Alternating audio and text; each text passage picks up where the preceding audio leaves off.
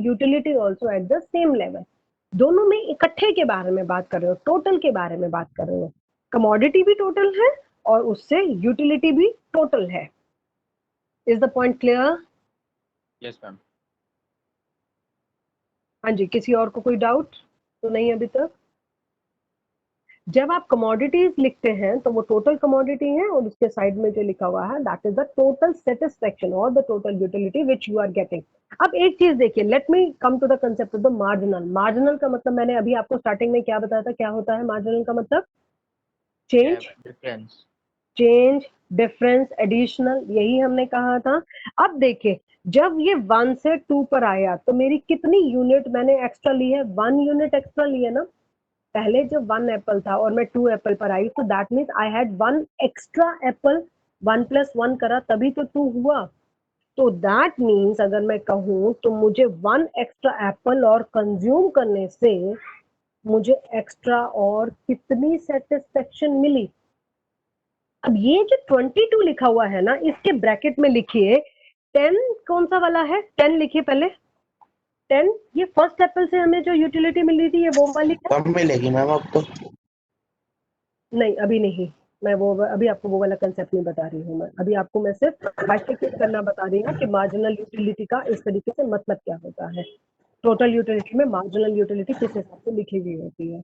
I'm telling you that thing. Yes, अगर मैं 22 जो सेकंड एप्पल के आगे में लिखा हुआ है, सेकंड नहीं, बोथ 2 एप्पल के आगे में लिखा हुआ है, 22 जो है उसमें फर्स्ट एप्पल का 10 म्यूट कर लीजिए प्लीज। 22 जो आया है वो फर्स्ट वाले एप्पल का 10 वाला आया है, वो तो है ही है। प्लस में सेकंड एप्पल से मुझे सिर्फ और सिर्फ सेकंड एप्पल से कितनी सेटिस्फेक्शन मिली है? यस, 12 मिली है। सो इट इज 22 कैसे आया है? 22 इज बेसिकली 10 + 12। 10 क्या है? 10 पहले वाली यूनिट की सेटिस्फेक्शन है। 12 क्या है? वो हमने सेकंड एप्पल लिया है। सेकंड एप्पल, मैं बोथ एप्पल के बारे में बात नहीं कर रही, मैं सिर्फ और सिर्फ सेकंड एप्पल के बारे में बात कर रही हूँ। सेकंड एप्पल से मुझे 12 यूनिट की सेटिस्फेक्शन मिली है, इस वजह से टोटल आया 22। ठीक है, अगर मैं 10 + 12 पर हाथ रख दूं और मैं आपसे ये क्वेश्चन पूछूं कि मुझे बताइए कि सिर्फ सेकेंड यूनिट ऑफ एप्पल से, सिर्फ सेकेंड यूनिट ऑफ एप्पल से मुझे कितना टोटल सेटिस्फेक्शन मिला है? मुझे बता सकते हैं क्या आप? यस, 12, क्योंकि 10 जो, हाँ जी परफेक्ट, 10 जो है वो फर्स्ट का है, 12 जो है वो सेकंड का है। तो सिर्फ हमने जो 1 यूनिट इंक्रीज करा था, 1 से जब हम 2 पर आए, पहले जो 10 से थे वो अब हम 22 पर आ गए, तो मुझे अब कितना एक्स्ट्रा सेटिस्फेक्शन मिली है? That is 12। तो ये जो एक्स्ट्रा सेटिस्फेक्शन वाला वर्ड है, इसको हम कहेंगे ये एक्स्ट्रा, एडिशनल, डिफरेंस, कुछ भी हो, इसको हम कहेंगे मार्जिनल, और सेटिस्फेक्शन को हम कहेंगे utility. So the whole word is the marginal utility. Is it clear? मैंने बहुत डिटेल में, बहुत मतलब सिंपल एग्जांपल से आप लोगों को समझाने की कोशिश करी है। I hope that is very much clear to all of you. If any doubt please ask me, let me other else I will go further. ठीक है, आइए बुक में आइए फिर। Clear, good. बुक में फर्स्ट है टोटल यूटिलिटी का concept. देखिए यहाँ पर क्या लिखा हुआ है, डेफिनेशन पढ़िए फटाफट। Total utility, it is the amount, it is the total, underline the word total, it is the total amount of a satisfaction obtained by the consumer by the consumption of total units. Total satisfaction and total units of a thing. हम एक ही thing के बारे में बात करेंगे, हम ऐसा नहीं है कि एक बार एप्पल लिया तो दूसरी बार ऑरेंज लिया। No, the commodity should be the same.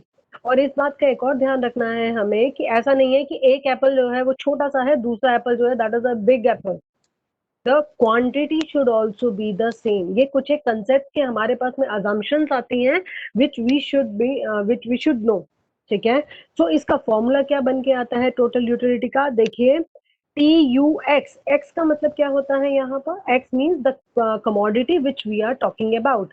तो हम इसको कैसे पढ़ेंगे? Total utility from the commodity X, ऐसे ही पढ़ेंगे इसे, is equal to the function of, F का मतलब क्या होता है यहाँ पर, फंक्शन ऑफ। देखिए आप एक बात देखिए, आप लोगों ने अगर कभी मैथ्स अगर आपने अर्लियर क्लासेस में करा है तो F here describes the functional relationship. लिख लीजिए आगे पेंसिल से, F means here the functional relationship. Functional relationship is a word which we use जब हम किन्हीं दो वेरिएबल्स के बीच में एक रिलेशनशिप एस्टेब्लिश करने की कोशिश करते हैं तो हम उसमें लगाते हैं, एक चीज हमारी राइट साइड में लिखी जाती है, दूसरी चीज हमारी लेफ्ट साइड में लिखी जाती है, and we use the word F to maintain to create a relationship between those two different variables. Yes, ma'am. ठीक है, तो F again the Q, Q stands for quantity. लिख लीजिए प्लीज, Of the लिख लीजिए, it is not been written. TU का मतलब होता है टोटल यूटिलिटी, एक्स का मतलब होता है कमोडिटी एक्स, एफ का मतलब होता है फंक्शनल रिलेशनशिप, क्यू का मतलब होता है क्वांटिटी। क्वांटिटी भी हम किसके क्वांटिटी के बारे में बात करेंगे, बट ऑफ कोर्स एक्स की क्वांटिटी के बारे में बात करेंगे। Yes. ठीक है, so that means what this equation is trying to tell us, यहाँ पर Q जो होता है that will become the independent variable. कि क्वांटिटी जो है हमने जितनी मर्जी करी, हमारी सेटिस्फेक्शन उसके ऊपर डिपेंड करती है, सेटिस्फेक्शन के ऊपर क्वांटिटी डिपेंड नहीं करती। क्वांटिटी हम पहले कंज्यूम करेंगे, सेटिस्फेक्शन उसके बाद में आएगी। so that is why quantity जो है that is coming on the right hand side and the tu is the dependent variable। Arrow करके लिख लीजिए please, tu is the dependent variable। किसके ऊपर डिपेंड करता है tu? क्वांटिटी के ऊपर डिपेंड करता है जी। और q क्या है हमारे पास में, q is the independent variable. ये इस तरीके की इक्वेशंस आप लोगों को पढ़नी आनी चाहिए। ये equation TU is the dependent variable. TU is the dependent variable, but of course आपकी सेटिस्फेक्शन किसके ऊपर डिपेंड करती है बताइए? आप अगर एक कंज्यूमर है तो किसके ऊपर डिपेंड करेगी आपकी satisfaction? Quantity to consume. Commodity plus उस कमोडिटी का कितना क्वांटिटी आप ले रहे हैं। आपने एक ही बार में 10 आइसक्रीम खा ली तो पहले आपने आइसक्रीम खाई ना, तभी आपने सेटिस्फेक्शन देखा ना। जब आपने आइसक्रीम कंज्यूम ही नहीं करी तो आप सेटिस्फेक्शन के बारे में बात ही नहीं कर सकते। हाँ। तो पहले आपकी क्वांटिटी आएगी जो कि इंडिपेंडेंट है, फिर उस क्वांटिटी के बेसिस पर आपकी टोटल यूटिलिटी जो होती है वो चेंज होती है। So that is why total utility is the dependent variable which is on the left hand side and the quantity is there on the right hand side. It is the independent variable. Is it clear now? Yes, ma'am.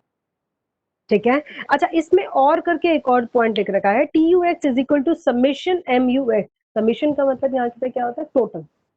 जो ऐसे sigma करके, जो sigma करके जो sign बना हुआ है उसको समेशन बोलते हैं, उसका मतलब होता है टोटल। जिसको नहीं पता प्लीज एरो करके लिख लीजिए।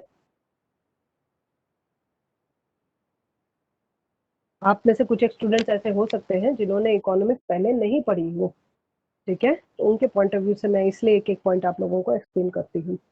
Yes, the next is the marginal utility। marginal utility का कंसेप्ट काफी हद तक मैंने आपको एक्सप्लेन कर दिया हुआ है, जिनको समझ में आ गया हुआ है प्लीज पढ़ना स्टार्ट करते हैं हम। ये marginal utility is, it is the additional utility obtained by the consumer by the consumption of additional utility, additional unit of a thing or one more unit of a thing। हम additional utility के बारे में बात कर रहे हैं और additional commodity के बारे में बात कर रहे हैं, ठीक है। फॉर्मूला मेरे पास में बन के क्या आता है, फॉर्मूला पहले आप नीचे वाला देखिएगा, MUX नहीं एक्स लिखा है या क्या लिखा है इन्होंने, MUN is equal to TUN minus TUN minus 1। इसका क्या मतलब है, n का मतलब क्या होता है, n का मतलब होता है जिस लेवल पर हम जैसे अभी मैं 2 नंबर पर बात कर रही हूँ, 2 एप्पल्स के बारे में बात कर रही हूँ, तो that particular row will become n, वो पूरा का पूरा n हो जाएगा। और n माइनस 1 का मतलब होता है, हाँ जी, n इज द क्वांटिटी। मैं यहाँ पर उसी के कंटेक्स्ट में बात कर रही हूँ, तो वो वाली पूरी रो बन जाती है। n माइनस 1 होता है दैट मीन्स द प्रीवियस रो, जो कि उसमें हमने प्रीवियस यूनिट या प्रीवियस क्वांटिटी, उसमें से 1 माइनस कर देंगे। अगर 2 कंज्यूम कर रहे हैं तो 1 पर क्या हमारी कमोडिटी का यूटिलिटी है, अगर 3 कंज्यूम कर रहे हैं तो 2 पर कितना है, मतलब हमने उसमें से 1 माइनस करना है। तो ये उसको लिखने का तरीका होता है। Yes. और दूसरा ये एक और फॉर्मूला भी होता है, MUX is equal to delta TU। Delta का मतलब क्या होता है, अगेन द Change. चेंज। ये छोटा सा जो ट्रायंगल लगा हुआ होता है इसे हम डेल्टा कहते हैं, जिसको हम चेंज बोलते हैं, ठीक है। और इसमें upon delta P means again the change in price. P stands, P is price, TU is total utility, MU is marginal utility, and the formula which we use, ज्यादा हमारा यूज होता है ये second formula which has been written as MUN is equal to TUN minus TUN minus 1. Clear? Yes, ma'am. Any doubt? No, ma'am. Good. अब ऐसा करते हैं, हम एक ग्राफ बनाते हैं। I hope that you all are very good with the graph. Yes, ma'am. थोड़ा सा मैं आप लोगों को फिर भी और बताने की कोशिश करूंगी, तो थोड़ा सा डिटेल में करते हैं। हाँ जी, रजिस्टर निकालिए आप लोग। Let me give you the units, total utility and marginal utility, उससे हम ग्राफ बनाते हैं। इससे हमें पता चलेगा कि वो डिमिनिशिंग मार्जिनल यूटिलिटी का जो लॉ है, जिसके कंटेक्स्ट में हम ये सारे कंसेप्ट पढ़ रहे हैं, उसका Follow हो रहा है। एक्चुअल में उसका कहाँ पर मतलब निकलता है और किस तरीके से रियल लाइफ में वो वाली चीज चलती है। ठीक है, लिखिए। Although I am giving the same example which has been given in the book, so you can look at it from the book also. So the table is, उसमें 3 कॉलम बनाइएगा। यूनिट्स है, वैसे बेटर रहेगा कि आप लोग fresh उस पे करें, हम कैलकुलेट भी करना सीखेंगे मार्जिनल यूटिलिटी को। यूनिट्स लिखिए 1 2 3 4 5 6, 3 कॉलम्स बनेंगे।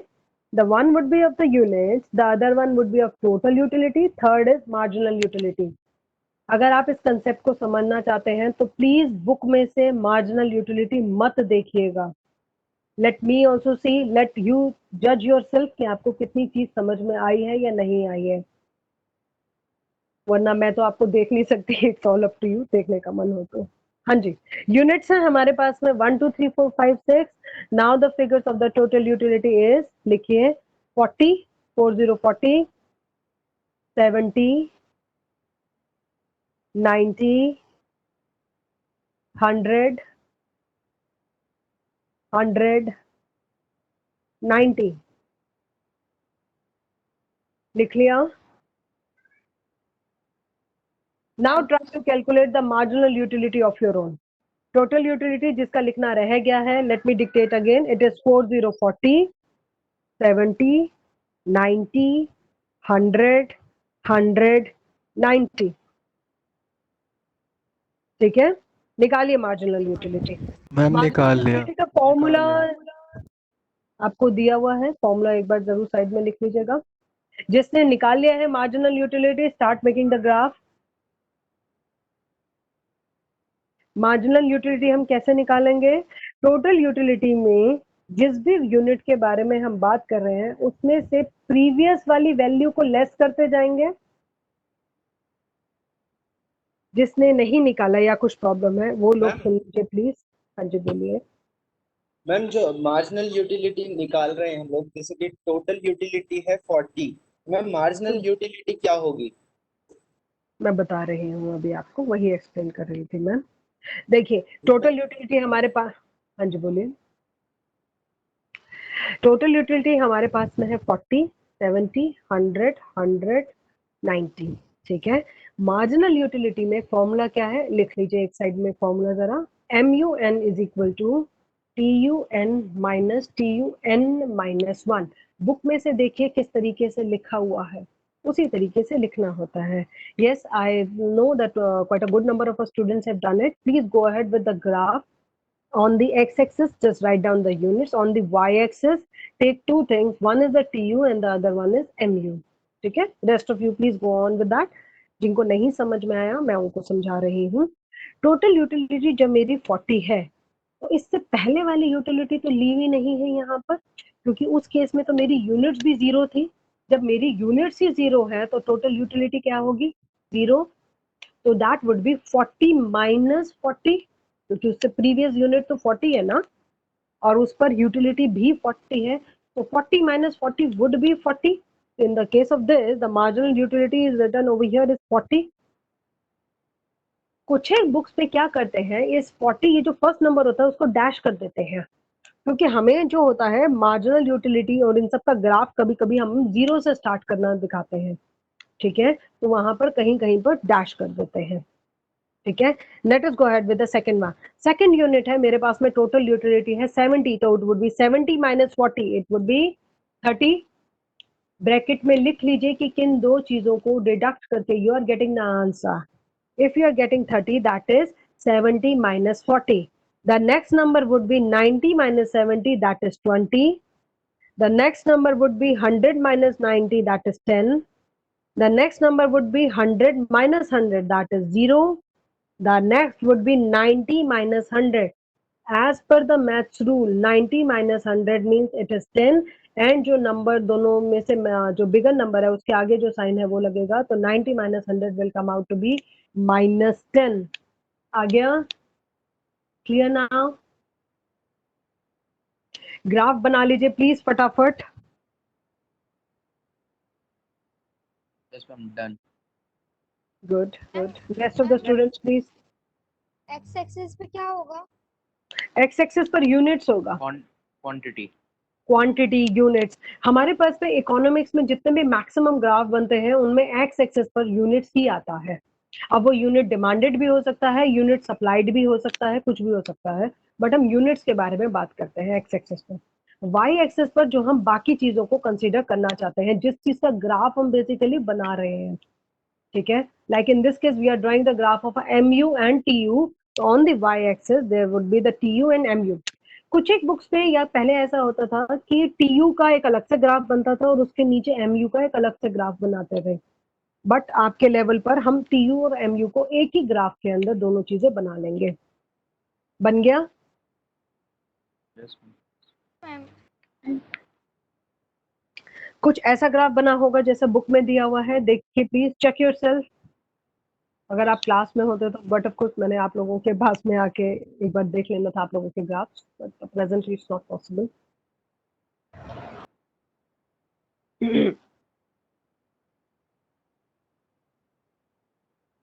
गुड, अगर एज इट इज है तो गुड। मैम एक मेरा मैम थोड़ा सा डाउट है। पूछिए। मैम सपोज एक कंज्यूमर है, उसको ना 200 रुपए की, जैसे मतलब कुछ भी 5 रुपए की या 10 रुपए, मतलब 200 रुपए की चीज लेने जा रहा है, उससे सेटिस्फेक्शन 250 की मिल रही है एक जगह से, और एक जगह से उसे 200 रुपए खर्च करने पे 200 रुपए की सेटिस्फेक्शन मिल रही है, लेकिन वो 250 का सेटिस्फेक्शन ना लेते हुए कुछ रीजन की वजह से 200 रुपए का सेटिस्फेक्शन लेता है, तो इसका भी कोई मतलब मैम कॉन्सेप्ट या कोई रीजन है? नहीं, it depends upon various individual. Human behaviour जो होता है ना, ह्यूमन साइकोलॉजी जो होती है, it is just only that. हम जितने भी लॉज फ्रेम करते हैं वो ह्यूमन का माइंड एज अ जनरल बारे में बात करते हैं। अगर किसी की प्रायोरिटी डिफरेंट है तो फिर बात ही अलग हो गई ना। अब वो आप 200 के प्रोडक्ट पे जा रहे हैं या 250 के प्रोडक्ट पे जा रहे हैं, वो बात एंटायरली डिपेंड्स अपॉन यू। आप जिस तरीके से एक सिचुएशन में बिहेव करेंगे, हो सकता है दूसरा इंसान उस सिचुएशन में वैसे बिहेव ना करे, लेकिन जो हम लॉ बनाते हैं वो एज अ होल बनाते हैं कि 99% of the people would go ahead for कि जब उनका प्राइस और यूटिलिटी सेम होगा तो वो खरीदेंगे या नहीं भी खरीद सकते। और जैसे अभी आपने एग्जांपल दिया कि यूटिलिटी ज्यादा मिल रही है 250, फिर भी आप छोड़ के दूसरे की तरफ चले गए, it's entirely up to you, लेकिन आप फिर भी उसको खरीद तो सकते हैं ना। क्या ये डिपेंड करता है कंज्यूमर पे? It depends upon consumer psychology. Okay, अगर मैम अगर वो मतलब 200 का भी ले रहा है तो कंज्यूमर का तो कोई घाटा है नहीं, क्योंकि उससे नहीं, जितने का उसको पे तो कर रहा सेटिस्फेक्शन मिल ही रही है, तो हाँ। मतलब वो थर्ड केस में ना आके वो सेकंड वाले केस में आ गया जब P is equal to utility है, तो ये भी गलत बात नहीं है, हम्म। ठीक है। हाँ जी, एनी अदर डाउट? देखिए एक चीज जो है मार्जिनल, हाँ जी बोलिए। Ma'am, please can you explain the diagram? एक करके बोलिए। Yes, go Diagram, on. please explain. Please. Sorry, I didn't get you. Ma'am, please can you explain the diagram? हाँ जी, मैं वही अभी एक्सप्लेन कर रही हूँ। देखिए, मैंने तभी आप लोगों से पूछा था, आप म्यूट कर लीजिए प्लीज अपना। मैंने तभी आप लोगों से पूछा था कि आप लोगों का डायग्राम बन गया है या नहीं बना। इसमें देखिए टीयू का ग्राफ, अगर as the way you all are saying कि आप लोगों का ग्राफ एज इट इज जो बुक में बना हुआ है वैसा ही बना है। टीयू एक लेवल पर ऊपर जाता है और उसके बाद में नीचे जा रहा है, ठीक है। एमयू का क्या हो रहा है? MU is basically a graph जो कि कॉन्टिन्यूसली मेरा डिक्लाइनिंग में जा रहा है। अगर मैं ग्राफ ना देख के सिर्फ टेबल भी देखूं तो टेबल में भी तो यही आ रहा है, 40 30 20 10 0 -10। ऐसा ही होता है। कभी आप कुछ एक प्रोडक्ट खरीदने के लिए जाते हैं, सपोज वैसे ये वाला कंसेप्ट जो होता है वाटर पर एप्लीकेबल नहीं होता। हम जैसे मैंने आइसक्रीम का एग्जांपल लूं, तो फर्स्ट आइसक्रीम जैसे आपको बड़े दिनों बाद मिली है, तो फर्स्ट आइसक्रीम से आपको जितनी सेटिस्फेक्शन मिलेगी, या आपको बहुत भूख लग रही है तो फर्स्ट जो आप चपाती लेंगे उससे आपको जितनी सेटिस्फेक्शन मिलेगी उतनी सेटिस्फेक्शन आपको सेकंड से नहीं मिलेगी। क्यों? क्योंकि सेकंड वाली चपाती till the time it will go into your stomach and all, आपको ऑलरेडी पता है कि आपने तो एक खा लिया हुआ है ऑलरेडी, ठीक है। तो कंपैरेटिव अपने आप में हो जाता है। उस वजह से मेरा जो यूटिलिटी होता है ओवर द प्रोडक्ट, जब हम ओवर द क्वांटिटी हम उसको कंज्यूम करते हैं तो उससे सेटिस्फेक्शन जो होता है वो कम होता ही रहता है, ठीक है। एक और मैं आपको एग्जांपल देना चाहूंगी। Suppose you are having Pepsi, ठीक है। एक नॉर्मल ग्लास में एक नॉर्मल क्वांटिटी के बारे में बात कर रहे हैं। यूटिलिटी के कंसेप्ट में एक बात का प्लीज ध्यान रखिएगा, ये बात मैंने आपको पहले भी बताई है। The commodity will remain the same, the quantity will remain the same. Commodity का मतलब ये है कि अगर मैं एक गिलास कोक पी रही हूँ तो सेकंड में I am not taking Limca, ठीक है। So because the taste would be entirely different, satisfaction बिल्कुल डिफरेंट हो जाएगी।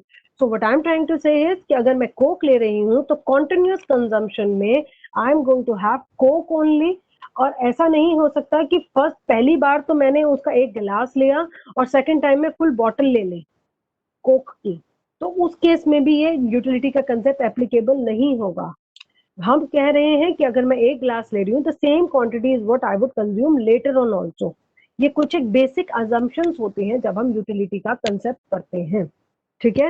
ये वाला एग्जांपल, हाँ जी, नेक्स्ट पेज पे गिवन है। नेक्स्ट पेज पर गिवन है अजम्पशंस, हाँ जी, वो अभी हम कर लेंगे उसको। सुनिए जरा, हमने कोक लिया, एक नॉर्मल ग्लास, एक नॉर्मल कोक लिया, उससे क्योंकि हमने बड़े टाइम बाद लिया था तो satisfaction was but of course high. उसके बाद में हमने just we were drinking it, तो हमने एक और ग्लास कोक ले लिया। Can you just tell me, just मैं, आप भूल जाइए कि आप इकोनॉमिक्स पढ़ रहे हैं, क्या उससे आपको उतनी ही सेटिस्फेक्शन मिलेगी जितनी आपको फर्स्ट ग्लास पी के मिली थी सेटिस्फेक्शन? नहीं, उससे थोड़ी सी कम मिलेगी, क्योंकि एक ग्लास तो आप ऑलरेडी पी चुके हुए हैं, ठीक है। Now because you are sitting in a party और समथिंग, आपने एक और ग्लास ले लिया, आपके फ्रेंड्स वगैरह आए और उन्होंने कहा कि हाँ जी आप हमारे साथ भी एक ग्लास और कोक ले लीजिए। आपने उनके कहने पर, क्योंकि 2 ग्लास तो आप ऑलरेडी ले चुके हुए हैं, आपने थर्ड भी एक और ग्लास ले लिया। सो व्हाइल ड्रिंकिंग इट आपको क्या लगेगा कि हाँ जी मैं ये चीज क्यों पी रहा हूँ? कभी कभी ऐसा मन में आता है ना, मतलब पीने का मन भी नहीं होता but still you are having it. So that means अब जो आपको सेटिस्फेक्शन मिल रही है वो पहले वाले से कम होती जा रही है सेटिस्फेक्शन, ठीक है। अब क्या हुआ कि जब आप लिटरली उस पार्टी से जाने वाले हैं, again one of the friends he और शी सेड कि ओके नहीं अब हम दोबारा बैठते हैं, let us have one more मतलब ग्लास ऑफ अ कोक, ठीक है। अब क्या होगा? अब आपका बिल्कुल भी मन नहीं है, just because your friends are saying it और because of X Y Z reason, अब आपने कोक अपने हाथ में ले तो ली है लेकिन आपका बिल्कुल भी मन नहीं है उसको पीने का। नहीं, वॉमिट वाली बात अलग है मैं तो सेटिस्फेक्शन के बारे में बात कर रही हूँ चित्रा। हाँ जी, तो जब आप उसको लेके आपने ग्लास हाथ में ले तो लिया but you are not at all willing to have it, but still just to show off आप वो जो 1-2 सिप लेते हैं ना, उससे क्या होगा कि आपने जो अर्लियर क्वांटिटी कंज्यूम करी है वो अब आपकी नेगेटिव में चली जाएगी। मतलब कि थोड़ी देर बाद तक भी अगर कोई 1 घंटे तक बोलेगा ना कि भाई एक हमारे साथ में कोक पी लो, तो आप उसको साफ मना कर दोगे कि मेरे को तो अब कोक पीनी ही नहीं है। Are you getting my point? The way your satisfaction would go down and at some point of a time it will come to the negative. Hard drink के साथ में विशाल, मैं अभी हार्ड ड्रिंक के बारे में बात नहीं कर रही, I am talking about just the Coke, ठीक है। So let us take into the example of the Coke only. हाँ जी, तो उसके बाद में आपका पास में क्या हो गया, वो सेटिस्फेक्शन जो होती है वो नेगेटिव में आ जाती है, ठीक है। तो वो वाली सेटिस्फेक्शन नेगेटिव में आने का ये मतलब है कि अब आपको वो वाले प्रोडक्ट को लेने की कोई भी इच्छा नहीं है, मतलब दूर दूर तक कोई इच्छा नहीं है, मतलब अगले 1 घंटे तक भी अगर कोई आपको वो फ्री में भी प्रोडक्ट देगा तो आप नहीं लेंगे। This is the meaning of a minus marginal utility. So as it has been shown in the graph, Javed, stop sending the messages. This is not a chat group. Yes, total utility हमारे पास में है, उसके बाद में marginal utility जो decrease हुई है, as per the graph which has been shown, total utility पहले आपके top पर जाती है। top पर जाने का क्या मतलब है? Here the satisfaction is the maximum from the Yes. quantity which you are consuming. उसके बाद में आपकी total satisfaction decrease होती है। वो decrease Decrease होती होगी। जा रही है। Whereas with the case of a marginal utility पहले ज्यादा होती है और उसके बाद में नीचे आते आते आते एक बार जीरो हो जाती है और दूसरी बार नेगेटिव में आ जाती है। जीरो कब होती है? This is what you can analyze from the diagram also as well as from the table which has been given. Zero कब TU होती है? जब टीयू मैक्सिमम होती है। हाँ ये आपकी कुछ एक एक्सप्लेनेशन है which you would get that what is the relationship between TU and MU. Side में काफी जगह है आप लोगों के पास में, प्लीज पेंसिल से जॉट डाउन कर लीजिए। नंबर 1 इज मेरे हिसाब से बुक में दिया हुआ भी था कहीं। बुक में मैम गिवन है नेक्स्ट पेज पे। हाँ जी, नेक्स्ट पेज पे इन्होंने काफी डिटेल में लिखा हुआ है, हम Yes. मतलब थोड़ा सा करके पढ़ लेते हैं। Yes, when TU is maximum MU is zero, ये फर्स्ट पॉइंट हो गया। जब वो डिक्रीज ये आप होता है कहाँ तो पर लिखेंगे? जब टीयू एंड एमयू के बीच में आपको रिलेशनशिप एस्टेब्लिश करने के लिए आएगा। TU is maximum, MU is zero. when TU decrease। Sorry, इसमें से फर्स्ट पॉइंट रह गया। When TU is increasing, MU is decreasing. Starting से शुरू करते हैं, सॉरी मैंने पहले सेकंड पॉइंट बोल दिया था। जब टीयू बढ़ रहा है तो एमयू घट रहा है। सेकंड पॉइंट है, जब टीयू मैक्सिमम पर है MU is zero. When TU is maximum, MU is equal to 0. Third point है, when TU is decreasing, MU is negative.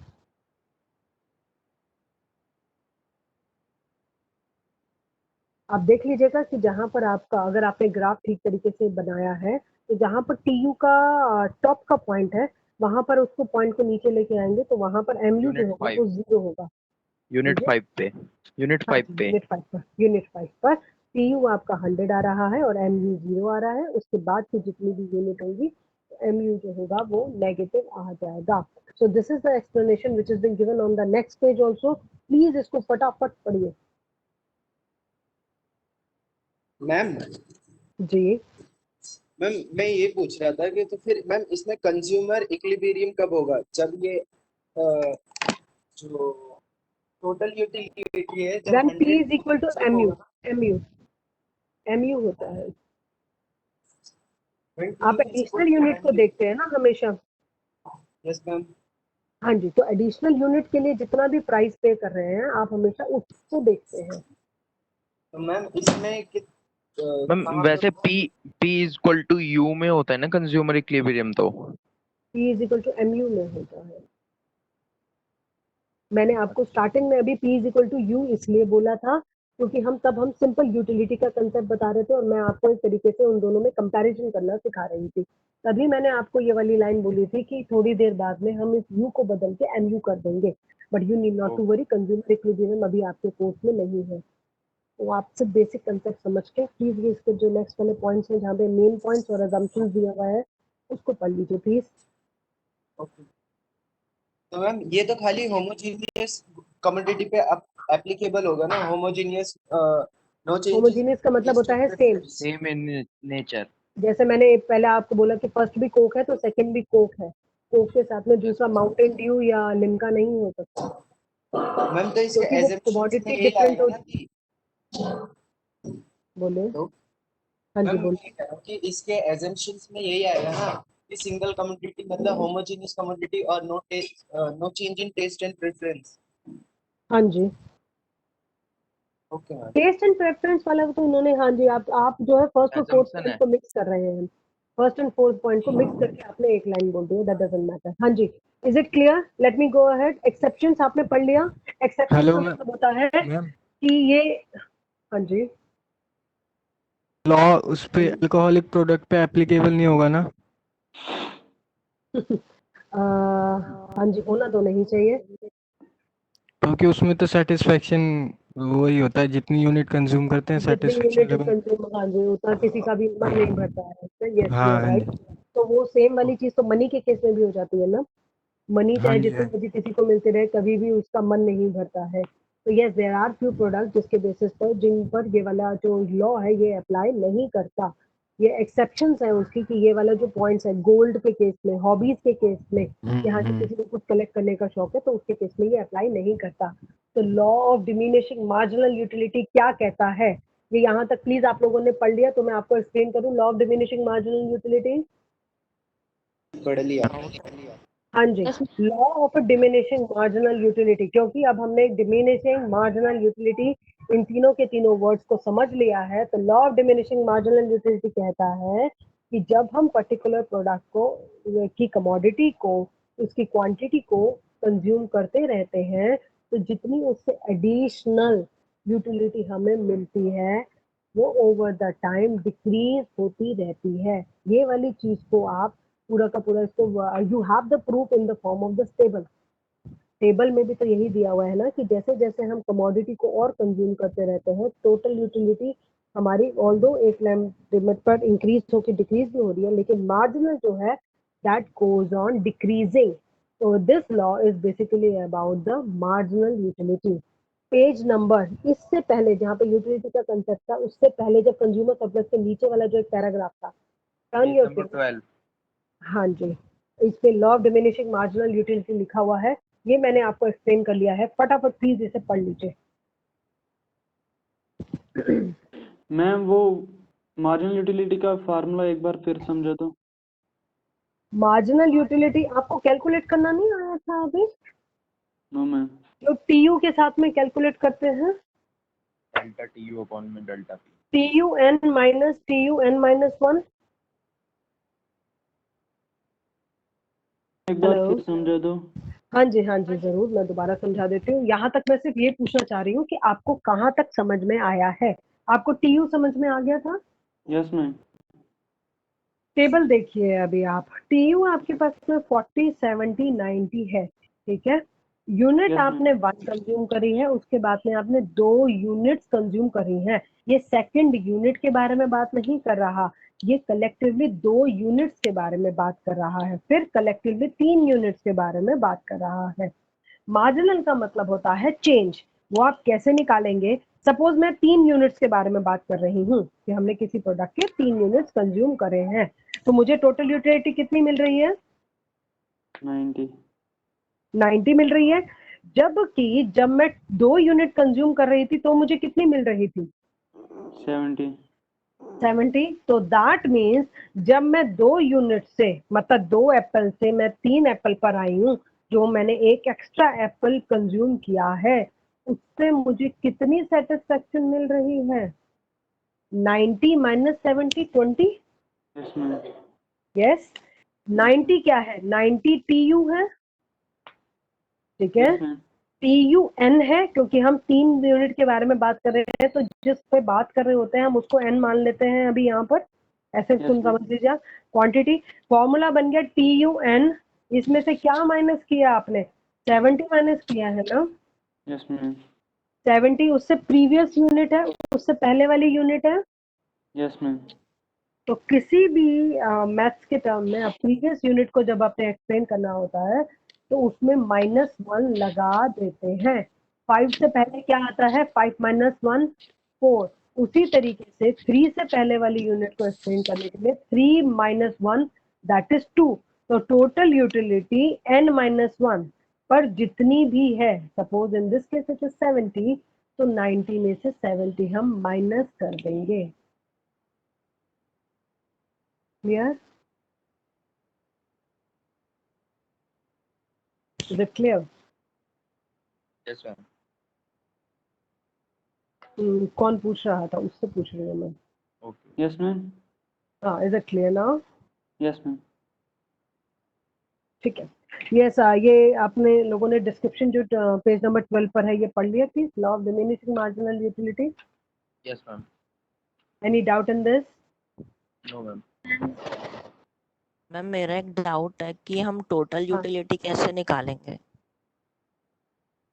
Total utility कैसे निकालेंगे, ये मैंने आपको स्टार्टिंग में ही बात बताई थी कि जब मैम भी हम कोई मीन्स की प्रोडक्ट। मैम मीन्स की यूटिलिटी और सेटिस्फैक्शन तो एक क्वालिटेटिव एक्सप्रेशन है कि अगर मैंने कुछ चीज़ कंज्यूम की तो मैं कह सकता हूँ कि ये मुझे थोड़ी अच्छी लगी या बहुत अच्छी लगी, तो हम उसको नंबर्स में कैसे एक्सप्रेस कर रहे हैं कि हमें इसे 200 यूटिलिटी मिली या 250 यूटिलिटी मिली? हम उसको प्राइस के उससे कंपेयर करके उसी हिसाब से हम उसको डिफाइन करते हैं। जैसे मैं अगर मैम आपसे कहूँ, हाँ जी, एक मिनट, सेकंड सुन लीजिए, वैल्यू फिर फॉर समझ मनी में होता आएगा। है ना मैम? एक सेकंड में ही मेरे को उनको एक्सप्लेन करने दीजिए प्लीज।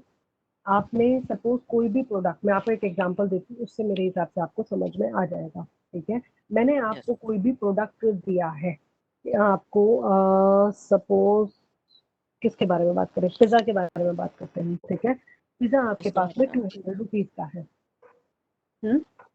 किसके बारे में बात कर रहे हैं? पिज्जा पिज्जा पिज्जा, हाँ बर्गर, पिज्जा। हाँ। ठीक है, 200 रुपीज का आपको पिज्जा दिया है। अब मैं आपसे कह रही हूँ कि प्लीज मुझे इसको नंबर के टर्म्स में बताइए कि आपको कितनी सेटिस्फेक्शन मिली है।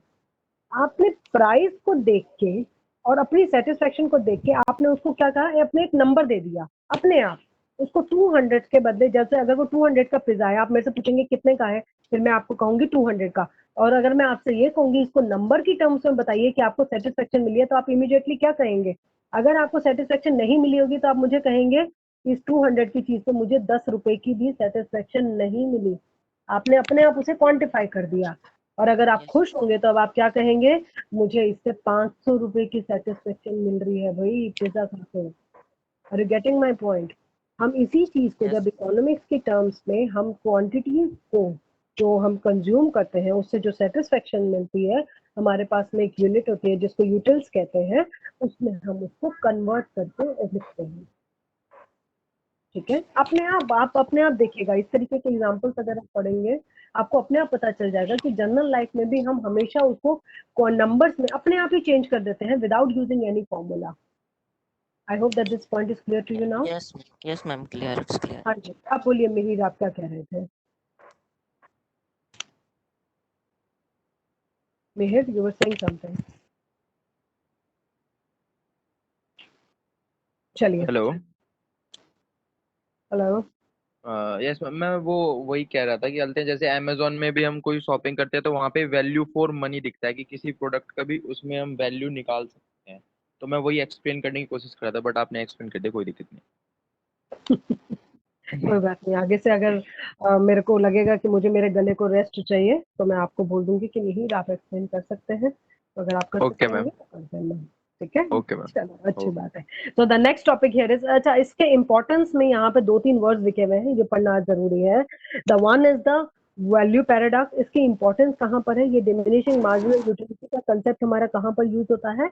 One is the value paradox. Value paradox का क्या मतलब है, एज द नेम सजेस्ट कि आप कभी भी, जैसे वाटर डायमंड पैराडॉक्स होता है, एक जैसे डायमंड हमारी लाइफ के लिए उतना जरूरी नहीं है फिर भी उसका प्राइस बहुत ज्यादा है, जबकि water it is a necessity, उसके बगैर हम बिल्कुल भी नहीं रह सकते, इतनी जरूरी चीज है और उसका प्राइस फिर भी बहुत कम है।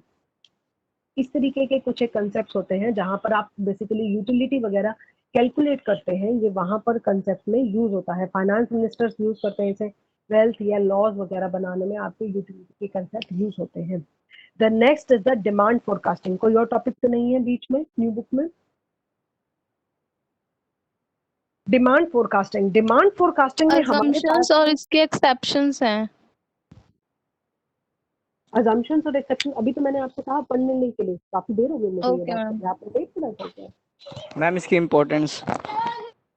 इम्पोर्टेंस भी मैंने अभी अभी आपको बताई थी कि वाटर डायमंड पैराडॉक्स वगैरह होता है उसमें। देखिए, I would say one thing to you, although you all are sitting at the comfort of your home, घर में बहुत सारी चीजें होती हैं कि जिनसे हम डिस्ट्रैक्ट हो सकते हैं। I am available to you for only 2 hours। मतलब कि मैं आपको जो क्लास बता रही हूँ, जो मैं आपको बता रही हूँ, वो मैं आपको 2 घंटे ही बता पाती हूँ, ठीक है?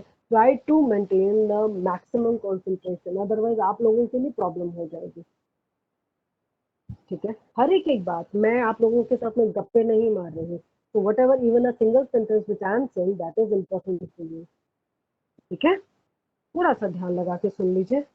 Yes, the next point is the demand forecasting. Demand forecasting का मतलब क्या होता है? कोई इस वर्ड का मीनिंग बताएगा मुझे? Demand forecasting. Ma'am demand forecasting means prediction करना अपने डिमांड के बारे में, फ्यूचर प्रेडिक्शन। में हमारी डिमांड कैसी रहेगी। What is the difference between prediction and forecasting? Forecasting is on the basis of data, past में जो हमारे पास डेटाज अवेलेबल हैं उसके बेस पे हम फोरकास्टिंग करते हैं। Mm-hmm. और prediction means without any data, या जो प्रेडिक्शंस होते हैं। Anyone else? I think opposite बोला है। Forecasting is more accurate, yes. और कोई बताएगा कुछ?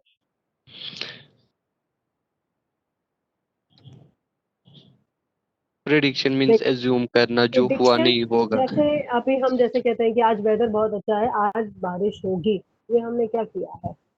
हमने ये प्रिडिक्शन करी है। एग्जाम्पल जब डिमांड फोरकास्टिंग वो होता है हाँ जी, बोलिए। जैसे कि किसी चीज की हमें पता है कि लाइक जो आप एग्जांपल दे रहे थे, I will continue that example, जैसे कि बारिश होने वाली है तो पीपल विल डिमांड कि हमें पकोड़े खाने हैं, सो दैट इज अच्छा। डिमांड फोरकास्टिंग कि अगर वेदर ऐसा होने वाला है तो इस चीज की डिमांड इंक्रीज हो सकती है इन फ्यूचर। नहीं बच्चे, थोड़ा सा आपने गलत बोला। Correct. वैसे पकोड़े और वो सब अच्छा ठीक बोला, जो भी बोला, लेकिन जो आपने वैसे बोला है, एग्जाम्पल जो दिया है वो इससे रिलेट नहीं कर रहा। देखिए, मैं अभी आपको पहले प्रिडिक्शन और फोरकास्टिंग का मतलब बता देती हूँ, उसके बाद में we will go ahead with the demand forecasting.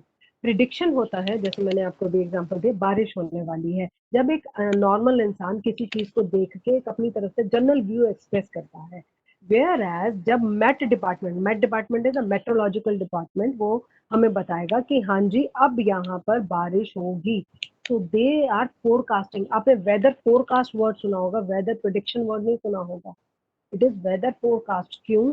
क्योंकि वो लोग कुछ कैलकुलेशंस करते हैं, उनके पास में एक सफिशिएंट डाटा होता है अपनी किसी भी स्टेटमेंट को बैक करने के लिए। तो forecasting is more accurate in nature, forecasting is more calculative. Prediction जो होती है, आप मैं हम जैसे नॉर्मल इंसान नॉर्मल बादल देख के बोल सकता है कि हाँ जी बारिश हो रही है, होने वाली है या नहीं होने वाली है। वो जो वेदर डिपार्टमेंट होता है वो आपको 10 दिन पहले बताता है। जब आपके यहाँ पे अच्छी सी धूप हो रही होती है तब भी वो बताते हैं कि अगले मंडे जो है आपके यहाँ पर बहुत तेज बारिश होने वाली है। वो क्या कर रहे हैं? They are using the forecasting technique. Forecast जो होता है it is prediction plus the calculations. लिख लीजिए प्लीज।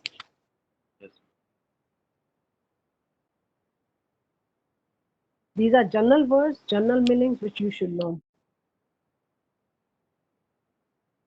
हाँ जी, आप लोग गलत समझते थे कि वो प्रिडिक्शन है, that is forecasting. Forecasting is prediction plus using of some calculations और सम मेथड। हाँ जी, बताइए क्या कह रहे हैं? रिपीट कीजिए। फोरकास्ट मैम, फोरकास्टिंग डिफाइन है और प्रिडिक्शन अनडिफाइंड है, ये बोल सकते हैं हम। अनडिफाइंड, डिफाइंड का मतलब क्या हुआ? मतलब मैम आपने ये एग्जांपल दिया जैसे कि प्रिडिक्शन में कि आज बारिश होगी, उसके 50-50 चांस है ना कि होगी भी और नहीं होगी। आप But लेमन लैंग्वेज में प्रिडिक्शन वर्ड यूज करते हैं। लेमन मतलब कि किसी इंसान को जिसको बहुत ज्यादा किसी चीज की नॉलेज नहीं है, उस इंसान को हम लेमन कहते हैं। तो लेमन लैंग्वेज में yes you can say prediction आप में हर कोई इंसान कर सकता है, because I am not the expert in the weather. तो मैं उस चीज में एक्सपर्ट नहीं हूँ, तो मैं फोरकास्ट नहीं कर सकती। डिफाइंड और अनडिफाइंड जो वर्ड बोला है that can not go ahead with this. हाँ जी, डिमांड फोरकास्टिंग। अब डिमांड फोरकास्टिंग का मतलब क्या होता है? ये चीज मैंने आपको पहले बताई थी कि कोई भी प्रोडक्शन यूनिट, अगर आपको याद हो तो फर्स्ट क्लास में जब मैं आपको जैगुआर कार या मैसेराती कार के बारे में एग्जांपल दे रही थी, कि जब मैंने आपको बताया था कि बहुत Yes, बड़े जो पार्टीज वगैरह होते हैं, जो हाई लेवल कॉन्फ्रेंसेज होते हैं, उसमें हाई लेवल एग्जीक्यूटिव वहां पे जाते हैं। They do the interaction in this way कि हाँ जी हमारी 1 CR की कार है, तो कौन कौन इंसान उसको कार को खरीद सकता है। उसके बाद में मैंने आपको बताया था कि वो जो 3 या 4 महीने का आपसे वो पीरियड लेते हैं आपको उस चीज को डिलीवर करने के लिए, आपसे एक डाउन पेमेंट लेते हैं कुछ अमाउंट, और उसके बाद में वो कहते हैं कि आपको कार जो है वो 3 महीने बाद मिलेगी। तो मैंने आपको ये भी बताया था कि वो 3 महीने का टाइम क्यों लेते हैं, प्रोडक्शन को फाइनल करने के लिए लेते हैं। उसमें ये नहीं होता कि they are going to the market to purchase the raw material also, नहीं, ये चीज नहीं होती। एक बेसिक लेआउट होता है, उसको आपके डिजाइन के अकॉर्डिंग वो फाइनल प्रोडक्शन करके आपके हाथ में उस चीज को थमाते हैं। ये अब उस कंपनी ने क्या किया, उस कंपनी ने डिमांड को फोरकास्ट किया। एक कोई भी कंपनी जो कि गुड्स एंड सर्विसेज में एंगेज है या कोई भी इंडस्ट्री, उसको हमेशा अपनी डिमांड को फोरकास्ट करना एक्यूरेटली बहुत जरूरी होता है, क्योंकि उसी के बेसिस पे वो प्रोडक्शन करेगा, उसी के बेसिस पे वो सारे रिसोर्सेज को एम्प्लॉय करेगा, क्योंकि फाइनल तो प्रोडक्ट बाद में जाएगा ना, बनने के बाद में जाएगा, और अगर बनने के बाद में लोगों ने उसे रिजेक्ट कर दिया तो उसकी तो सारी मेहनत खराब हो गई ना। तो इसलिए उसे डिमांड को फोरकास्ट करना है वेल इन एडवांस। अभी आजकल की प्रेजेंट टेक्नोलॉजी देख के किसी ने कह दिया कि हाँ जी मैं आईफोन मैन्युफैक्चर कर रही हूँ, और आज की प्रेजेंट टेक्नोलॉजी के हिसाब से उसमें अपने उसमें फीचर्स डाल दिए, उसको प्रोडक्शन करने में लग गए 2 महीने। तब तक जब तक वो प्रोडक्ट जो है वो मार्केट में आएगा, तब तक आपको क्या लगता नहीं है कि कोई और भी कंपनी होगी जो कि विद न्यू फीचर्स अपने प्रोडक्ट को लॉन्च कर चुकी होगी, तो आपका प्रोडक्ट तो ऑब्सोलीट हो जाएगा, कोई नहीं खरीदेगा फिर आपके प्रोडक्ट को। तो इसलिए डिमांड फोरकास्टिंग मीन्स जब आप अपने प्रोडक्ट की डिमांड को कैलकुलेट करते हो इन एडवांस, क्योंकि डिमांड को ही कैलकुलेट करके ही तो आप फाइनल प्रोडक्शन करेंगे। Is it clear? तो निधि, जो आप चाय और पकोड़े का एग्जांपल दे रहे थे बच्चे, वो वाला नहीं चलेगा यहाँ पर। अब मेरे हिसाब से पॉइंट क्लियर हो गया। हाँ या ना तो बोल दीजिए प्लीज आप लोग। Yes ma'am. Yes ma'am. Please इसको कहीं पर, क्योंकि यहाँ जो एक्सप्लेनेशन दी गई है that is more formal in nature, whereas the explanation which I have given you, उससे आपको अपना इसका बेसिक कंसेप्ट समझ में आ जाएगा in the future date also.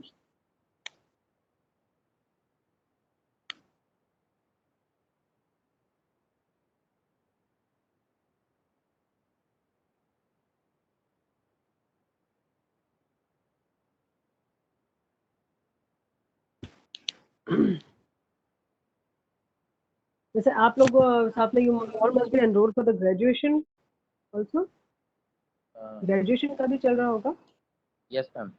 Yes ma'am. From the DU और फ्रॉम वेयर? मैम कुछ रेगुलर स्टूडेंट भी हैं और कुछ कॉरेस्पॉन्डेंस से भी हैं, हर तरह के स्टूडेंट हैं।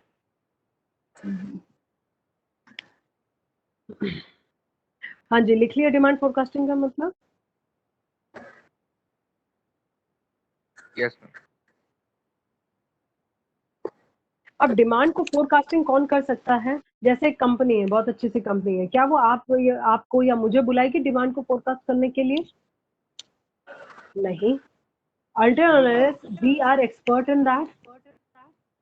जब मैं एक्सपर्ट हो जाऊंगी तो बट ऑफ कोर्स मुझे बुलाएंगे। तो दैट मीन्स डिमांड को फोरकास्ट करना, क्योंकि ये चीज अब आपको समझ में आ गई है कि डिमांड फोरकास्टिंग अपने आप में बहुत बड़ी चीज होती है, क्योंकि उसमें बहुत सारा रिसोर्सेज इन्वॉल्व होते हैं।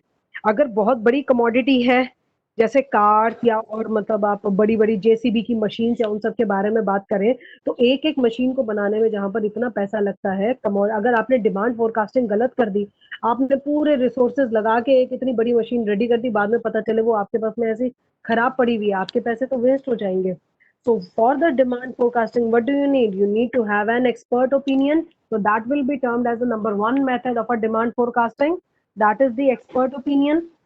Number 2, the survey of buyers. But of course हम buyers के पास में जाके सर्वे करेंगे कि हाँ जी अगर ये इस तरीके का पर्टिकुलर प्रोडक्ट मार्केट में आता है तो will you purchase it or not? ठीक है। नेक्स्ट है हमारे पास में collective opinion method. Collective opinion method का क्या मतलब होता है?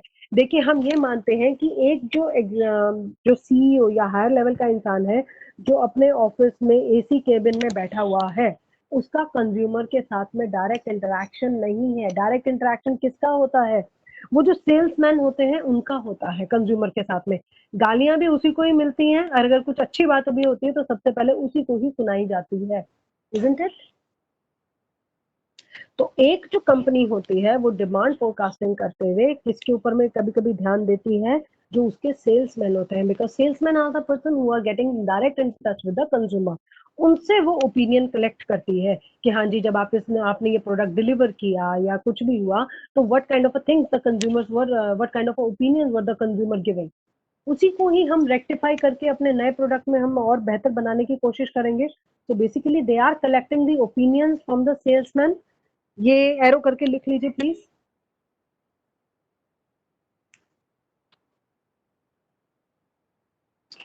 Just hold.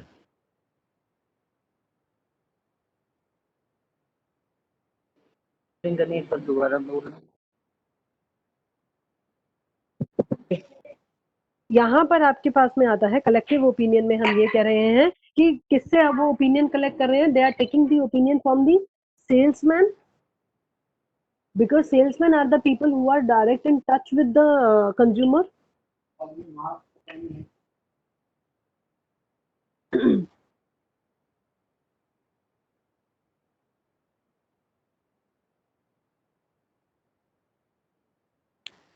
Yes, done. Yes ma'am. Controlled experiments, next word है कंट्रोल्ड एक्सपेरिमेंट। कंट्रोल्ड एक्सपेरिमेंट्स का क्या मतलब होता है कि जब आप सपोज आपकी कंपनी है, आपका एक अपना प्रोडक्ट है, आप कुछ डिस्काउंट ऑफर करना चाहते हो या आप अपने प्रोडक्ट का प्राइस बढ़ाना चाहते हो, ठीक है। सपोज आपका प्रोडक्ट जो है 1000 रुपीज में जा रहा है, now you want to increase the price to 1500। अब आप पूरा का पूरा मार्केट में तो उस चीज को फ्लोट नहीं कर सकते, क्योंकि पूरी मार्केट में फ्लोट करेंगे तो आपके प्रोडक्ट का एक तरीके से मार्केट शेयर पर इफेक्ट पड़ेगा उसका। तो आप क्या करते हैं, एक पर्टिकुलर एरिया ले लेते हैं जहां पर वो प्रोडक्ट बिक रहा होता है, वहां पर आप उस प्रोडक्ट के प्राइस को बढ़ाते या घटाते हो अपने हिसाब से, ठीक है। और फिर आप कंज्यूमर का रिएक्शन देखते हो, क्योंकि कंज्यूमर इज समवन जिसको आप घर से लाके एकदम उसको नहीं बोल सकते। हम लोग कितने जहाँ पर लिखा होता है प्लीज फीडबैक दीजिए या प्लीज अपना ओपिनियन दीजिए, हम लोग कितना देते हैं वहां पर opinion, but a few people are there. Consumer जो at the comfort of their home जो उस हिसाब से जो बातें कन्वे कर सकता है, वो इमीडिएटली बाहर निकल के नहीं बोलता है। तो let the consumer be at his or her own place. जो मार्केट में जो एक प्रोड्यूसर होता है, वो अपने प्रोडक्ट को उस कंज्यूमर के पास लेके आता है प्राइस को इंक्रीज या डिक्रीज करके, तब वो कंज्यूमर का रिएक्शन देखता है। हो सकता है कि कभी 1000 रुपए के प्रोडक्ट के लिए consumer are very much ready to pay 1100, तो उसको लगेगा कि ठीक है मैं 1100 का प्राइस करके पूरी मार्केट में फ्लोट कर देता हूँ। या अगर कंज्यूमर प्रोड्यूसर को ये लग रहा है कि 1000 रुपीज के लिए अगर उसका प्रोडक्ट का प्राइस 1000 से 1200 हो गया तो people are stop buying that product, ठीक है। तो वो 1200 नहीं करेगा, वो 1100 कर देगा। सो दैट मीन्स उसने उस पर्टिकुलर एरिया में जो एक्सपेरिमेंट किया है that is with in his control, अपने कंट्रोल में है कि हाँ जी उसको डिस्काउंट देना है या इंक्रीज करना है। तो वहां पर उस पर्टिकुलर एरिया से जो उसे रिएक्शन मिलेगा वो उसके बेसिस पर ही अपनी डिमांड को फोरकास्ट कर सकता है। क्लियर? Yes ma'am. लिख लेंगे प्लीज इसे पेंसिल से, जो भी मैंने अभी आपको कहा है अपने वर्ड्स में लिख लीजिए, क्योंकि एज सच इसकी डेफिनेशन आपके एग्जाम में नहीं आ रही है as the book is saying, but you should know the meaning of this particular thing.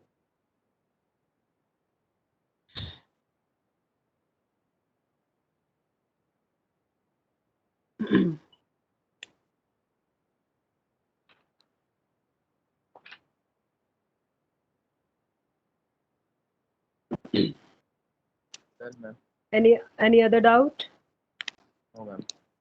Last time हमारे पास में रिपीट the- कर दोगे? क्या प्लीज एक चीज? बार रिपीट करना। हाँ जी, क्या चीज रिपीट करूं मैं, बता दीजिए। मैम जो आपने अभी टॉपिक समझाया प्लीज एक बार रिपीट कर देना। आपके नेट में कोई इशू आ रहा था बच्चा? यस मैम, नेट में इशू आ गया था, आवाज नहीं आ रही थी। हाँ जी, कंट्रोल एक्सपेरिमेंट्स का आप एक मिनट वो कर दीजिए, म्यूट कर दीजिए, आपके पीछे से काफी डिस्टरबेंस आ रही है। कंट्रोल्ड एक्सपेरिमेंट का मतलब होता है कि जब आपके पास में किसी एक पर्टिकुलर एरिया में प्रोड्यूसर अपने प्रोडक्ट की डिमांड को फोरकास्ट करवाना चाहता है। अब वो ये देखना चाहता है कि मेरे इस एक पर्टिकुलर प्राइस पर कितना मेरे प्रोडक्ट की डिमांड होगी। 800 पर ज्यादा होगी प्रोडक्ट की डिमांड, या 900 पीपल आर रेडी टू पे, या दे आर ओके टू पे इवन 1000 रुपीज। तो एक कंट्रोल एरिया में, एक पर्टिकुलर एरिया में जाके जब वो इस तरीके की चीजों को, अपने प्रोडक्ट की डिमांड और प्राइस को एनालाइज करता है और उसके बेसिस पर अपनी डिमांड को फोरकास्ट करता है, that is termed as controlled experiment. Clear?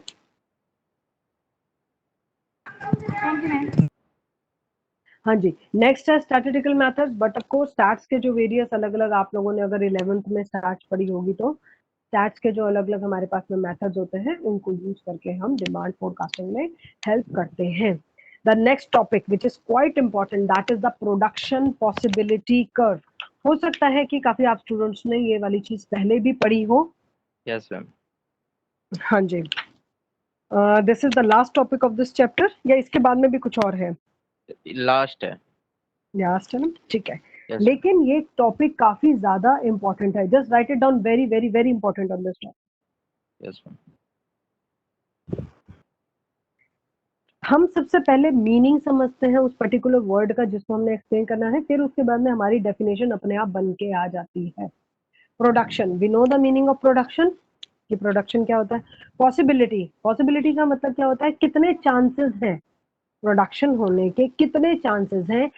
Curve, curve का मतलब होता है particular diagram. Production possibility curve क्या बन गया, प्रोडक्शन पॉसिबिलिटी कर्व हमें वो बताता है कि हमारे अलग अलग Yes. प्रोडक्ट के प्रोड्यूस होने के कितने कितने चांसेस हैं, इन द लेमैन लैंग्वेज।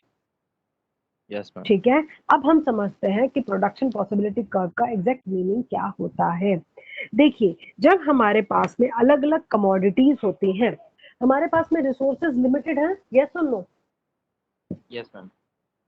जब हमारे पास में रिसोर्सेज लिमिटेड हैं तो और हमारे पास में बहुत सारी कमोडिटीज हैं जिसमें हम उनको यूज कर सकते हैं। काफी सारी कमोडिटीज बनाने में हम यूज कर सकते हैं ना, this what I am telling you from the first class. तो Yes. आप सपोज आपके पास में एक पर्टिकुलर रिसोर्स है, उसकी पर्टिकुलर कमोडिटी है, उससे ए या बी दो प्रोडक्ट बन सकते हैं। तो कभी कभी ऐसा होता है कि आप ए पूरा का पूरा बना लेते हैं उसको अपने रिसोर्स से, कभी कभी ऐसा होता है कि आप बी पूरा बना लेते हैं उस रिसोर्स से। ठीक है, और कभी कभी क्या होता है, थोड़ा ए और थोड़ा बी अलग अलग परमुटेशन कॉम्बिनेशन यूज करके बना लेते हैं उन रिसोर्सेज से।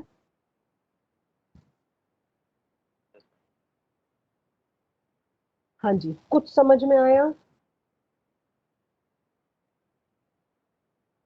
दोबारा एक एग्जांपल दूसरा लेके देती हूँ मैं आपको। सपोज मेरे पास में एक फील्ड है, एक लैंड है, लैंड इज अ रिसोर्स। ठीक है, अब उस लैंड पर या तो मैं राइस बना सकती हूँ या मैं वीट उगा सकती हूँ। Suppose I am a farmer और मेरे पास में एक ही लैंड है, या तो मैं उस पर राइस उगा सकती हूँ या मैं वीट उगा सकती हूँ। तो अगर मैं एक फार्मर हूँ तो मैं क्या ऑप्शन कर सकती हूँ, उस पूरी की पूरी लैंड पे पूरा राइस उगा सकती हूँ। ये फर्स्ट ऑप्शन हो गई मेरी या नहीं हुई? यस और no? Yes. Yes ma'am. Second क्या ऑप्शन हो सकती है, उस पर मैं पूरा का पूरा वीट उगा सकती हूँ। ये भी ऑप्शन है। अरे यस या नो तो बोल दिया करिए प्लीज। Yes ma'am. हाँ जी, या तो पूरा का पूरा राइस उगा सकती हूँ जो कि फर्स्ट ऑप्शन हो गई। सेकंड है मैं पूरा का पूरा वीट उगा सकती हूँ जो कि सेकंड ऑप्शन, सॉरी एक फर्स्ट ऑप्शन है एक सेकंड ऑप्शन है। नाउ द थर्ड ऑप्शन, या मैं ऐसा कर सकती हूँ थोड़ा राइस और थोड़ा वीट। Yes ma'am. ठीक है, अब उस थोड़े में भी क्या हो सकता है कि मैं 70% वीट उगाऊं और 30% राइस कर दूं, ये भी एक ऑप्शन हो सकता है। Yes ma'am. मैम या 70% राइस कर दूं 30% वीट कर दूं, अलग अलग कॉम्बिनेशन कर सकती हूँ मैं। Yes ma'am. ये सारे के सारे मेरे 50-50 भी हो सकता ऑप्शंस है ना बन मैम? जाएंगे। 50-50 कुछ भी हो सकता है, यस मैम। 10-90 हो सकता है, 20-80 हो सकता है, जितने भी कॉम्बिनेशन हो सकते हैं वो सब कर सकते हैं आप। जब आप अपने रिसोर्सेज को एक कर्व की फॉर्म में, ध्यान से सुनिएगा प्लीज, बाद में ये मत कहिएगा मैम नहीं समझ में आएगा ये वो, ध्यान से सुनिए प्लीज।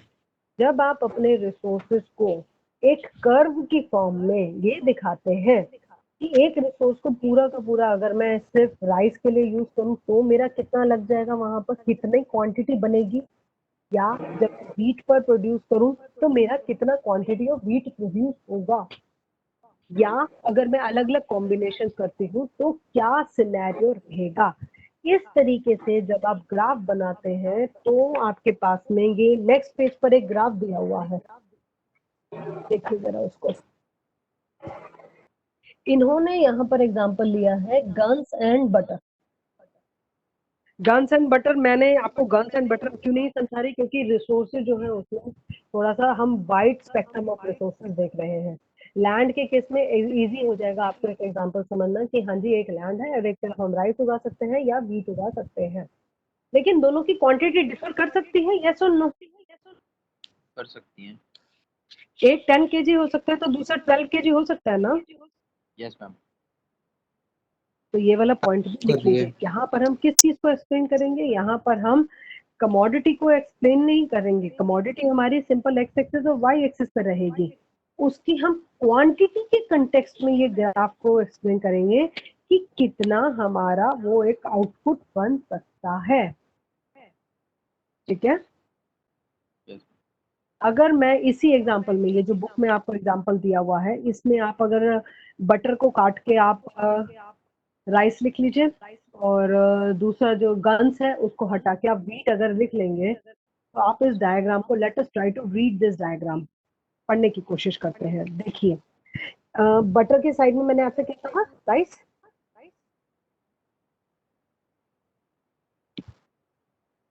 बटर के साइड में मैंने क्या लिखने के लिए कहा है, राइस। राइस। Yes ma'am. के साइड में मैंने आपको कहा है व्हीट।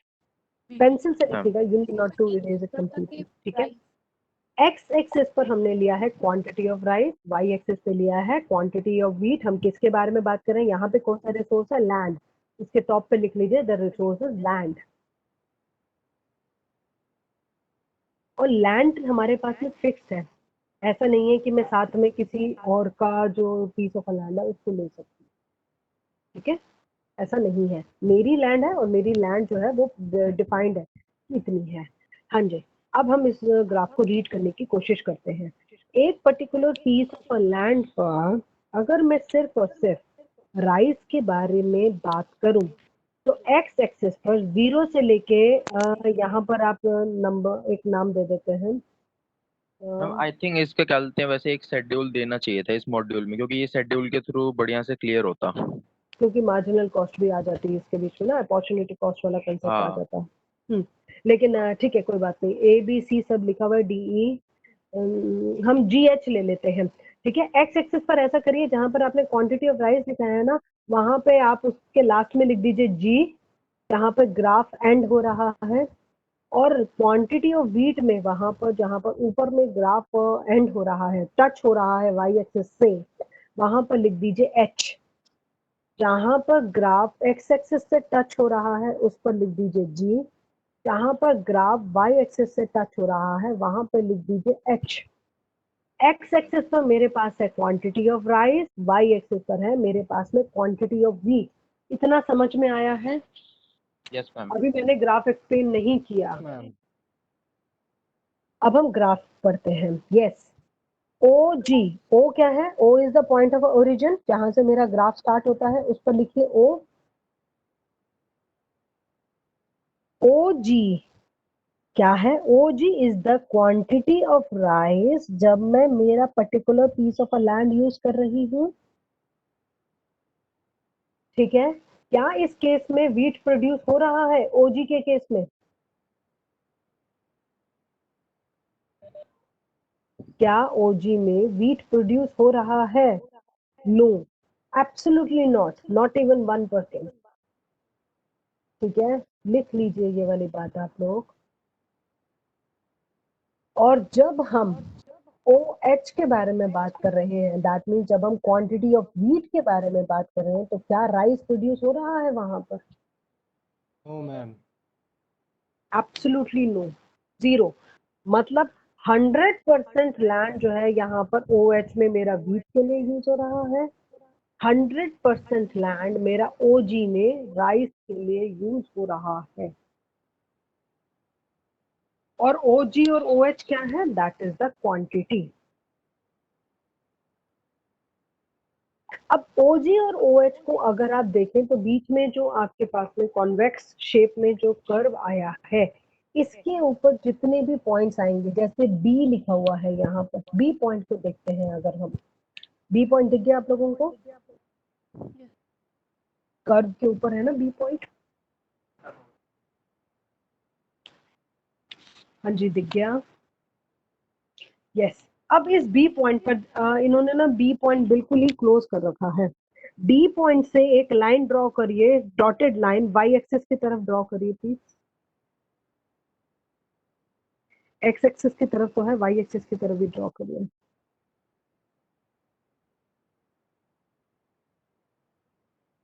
x एक्सिस पर अब हम नंबर्स ले लेते हैं। x एक्सिस पर लिख लीजिए 1, y एक्सिस पर लिख लीजिए 2। थोड़ा सा नीचे भी कर लीजिएगा, कोई बात नहीं, इन्होंने B काफी ऊपर पॉइंट बना दिया हुआ है। अगर आपको H और 2 में डिफरेंस नहीं पता लग रहा तो B पॉइंट को आप कहीं पर भी और बना सकते हैं। अभी सिर्फ कंसेप्ट समझ लीजिए उसका। B पॉइंट जहां पर x एक्सिस से डॉटेड लाइन से टच हो रहा है वहां पर पॉइंट है 1, और जहां पर वो y एक्सिस पे टच हो रहा है B पॉइंट, वो है 2। इसका क्या मतलब है? अगर हम अपनी लैंड को इस एक पर्टिकुलर पॉइंट पे यूज कर रहे हैं तो यहाँ पर O1 जितना हमारा राइस प्रोड्यूस हो रहा है और O2 जितना व्हीट प्रोड्यूस हो रहा है। यस यस और no? Yes ma'am. Yes ma'am. Ma'am ठीक है। रिपीट कीजिए। अच्छा एक बात हाँ जी,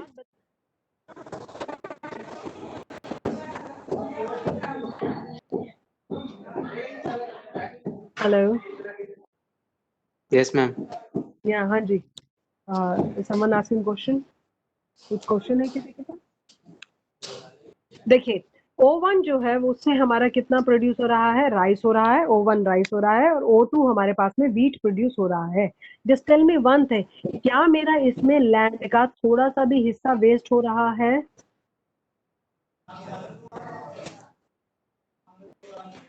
लैंड का मेरा फुल यूटिलाइजेशन हो रहा है या लैंड मेरी वेस्ट हो रही है, अंडर यूटिलाइजेशन हो रहा है? Full utilization. Full utilisation.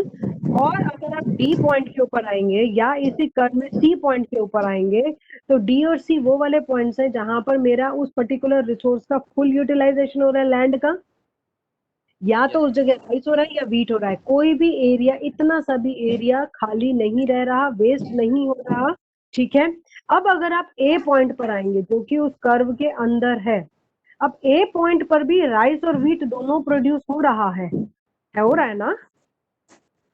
ए पॉइंट जो है उससे अगर आप डॉटेड लाइन राइस की तरफ निकालें या डॉटेड लाइन व्हीट की तरफ निकालें तो ये दोनों के दोनों ही प्रोड्यूस हो रहे हैं, बट क्या मेरा लैंड फुली यूटिलाइज हो रहा है? नो मैम, अंडर यूटिलाइजेशन है। Under Underutilization। यूटिलाइजेशन लिख लीजिए ये पॉइंट इसके साथ में। Yes ma'am.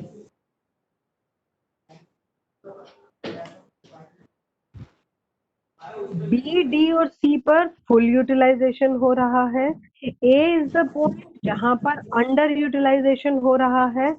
अगर मैं इस पूरे ग्राफ के बाहर में सपोज एक पॉइंट बना दूं से ई, बाहर में उस कॉन्वेक्स वाला जो कर्व है उसके भी बाहर में एक और पॉइंट बना दें हम ई, तो अब मुझे अनअटेनेबल पॉइंट बताइए कहलाएगा।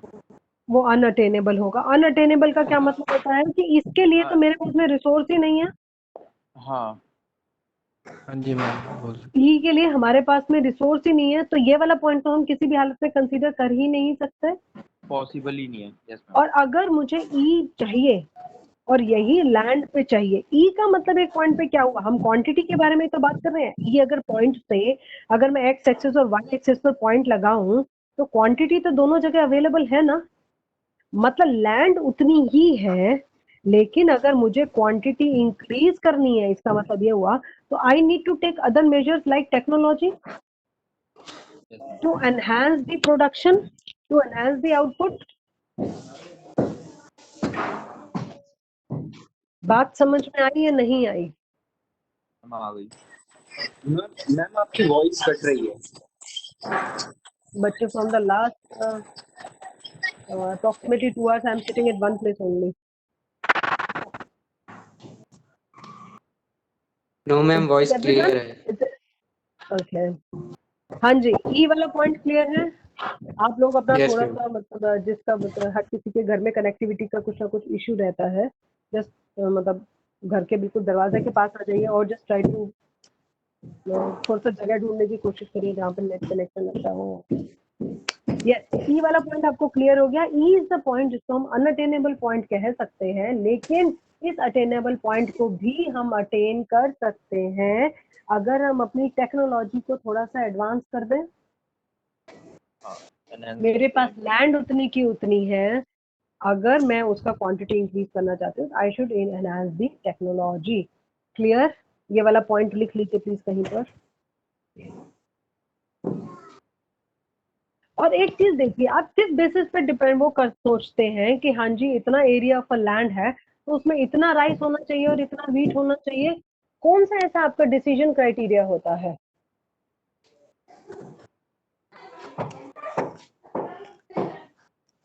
एक अगर आपके पास में लैंड है और अगर आप मुझे ये बोल रहे हैं कि मैं उस पर 80% वीट प्रोड्यूस करूंगा और 20% राइस प्रोड्यूस करूंगा, तो could you justify your statement कि रीजन क्या है इस बात का? कि वहां पे वीट ज्यादा उगती होगी। लैंड किसको फेवर करता है? तो फिर आप राइस क्यों नहीं प्रोड्यूस कर रहे हैं? आप उल्टा क्यों नहीं कर रहे हैं कि 80% राइस और 20% क्यों नहीं कर रहे हैं? मैम रिसोर्सेज गिवन कितनी है? रिसोर्सेज तो उतना ही है, लैंड तो उतने का उतना ही है, लैंड पे जितने पड़ेगा। हमें जितनी नीड हो हम आउट उसकी उतनी ज्यादा प्रोडक्शन करेंगे। नहीं क्या नहीं मैम, उल्टा उल्टा इसलिए नहीं करेंगे क्योंकि मैम राइस को लैंड अगर ज्यादा फेवर कर रहा है तो हम राइस ज्यादा प्रोडक्शन करेंगे ना। अच्छा, I think. बीच में कोई कुछ और पॉइंट कह रहा था प्लीज। मैम सेटिस्फेक्शन वीट की ज्यादा है। कोई और कह रहा था जिनको अभी जो बात कह रहे थे उन्होंने कट कर रहा था बात को। मैम डिमांड के बेस पे जितना हमको नीड होगी हम उतनी ही वीट पकाएंगे और जितना हमको राइस की नीड होगी हम उतनी राइस उगाएंगे। ठीक है हाँ जी, और कोई क्या कह रहे हैं? मैम डिमांड के बेस डिमांड के बेसिस पे प्लस कितना प्राइस मेरी वो कमोडिटी फेच करती है। वीट अगर मैं बाहर में बेच रही हूँ तो हो सकता है वीट को बेचने से मुझे ज्यादा पैसा मिले in comparison to rice. Rate का डिफरेंस हो सकता है ना। राइस हो सकता है 30 रुपीज केजी बिकता हो और वीट हो सकता है 40 रुपीज केजी बिकता हो। Yes ma'am. मेहनत तो मेरी वीट भी लेगा और राइस भी लेगा। एक फार्मर के पॉइंट ऑफ व्यू से देखा जाए तो उसकी मेहनत तो दोनों में जाएगी ना। तो depending upon the price, depending upon the money which he would fetch, और depending upon the need, depending upon the money value, वो उस बात पे डिपेंड करेगा कि उसने अपने रिसोर्सेज को किस हिसाब से कैटेगराइज करना है। और इसी चीज को हम कहते हैं opportunity cost. What is the meaning of opportunity cost? Anyone? Next best alternative. Next best alternative. आगे ये डेफिनेशन अपने आप में इंपॉर्टेंट है। Ma'am, the cost which is next best alternative of use of resource is called opportunity cost. Example देके बता सकते हैं? मैम सपोज एक शॉपकीपर है और उसने 100 रुपए का एप्पल खरीदा 3 kg। तो पहले 300 रुपए। तीन शॉपकीपर है, पहले शॉपकीपर से 1 kg खरीदा, दूसरे शॉपकीपर से 2 kg खरीदा और तीसरे शॉपकीपर से 3 kg नहीं मैं समझी नहीं, आपका एग्जांपल नहीं समझी मैं। एक शॉपकीपर ने 3 शॉपकीपर से खरीदा। नहीं मैम, किसी एक पर्सन ने एप्पल खरीदा 3 शॉपकीपर से। अच्छा जी, ठीक है, कंज्यूमर ने खरीदा। ओके, हाँ कंज्यूमर बोल सकते हैं। तो इसमें हम देख सकते हैं जो पहले वाले शॉपकीपर से 1 kg खरीदा और दूसरे वाले से 2 kg और तीसरे वाले से 3 kg। तो हम बोल सकते हैं कि जो थर्ड वाला जो शॉपकीपर से उसने खरीदा that is called opportunity cost. क्यों?